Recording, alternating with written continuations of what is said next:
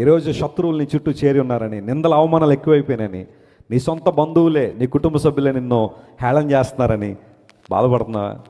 తప్పుడుగా మాట్లాడుతున్నారని ఏడుస్తున్నావా? చూడండి, కొన్నిసార్లు తప్పు చేసి మాట పడడం వేరు, ఉన్నది మాట్లాడుకుంటున్నారంటే అది వేరు.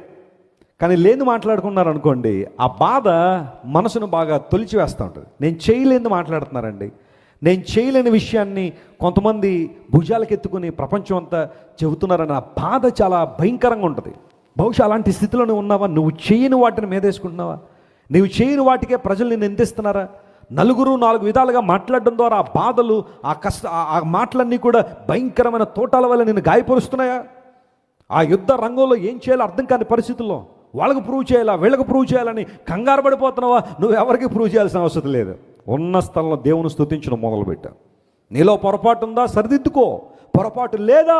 ధైర్యంగా నిలబడి దేవుని కోసం. ఎందుకంటే నిన్ను హెచ్చించువాడు ఆయన, నిన్ను బలపరుచువాడు ఆయన, నిన్ను లేవనెత్తువాడు ఆయన, తన మహిమ కొరకు వాడుకునేవాడు ఆయనే.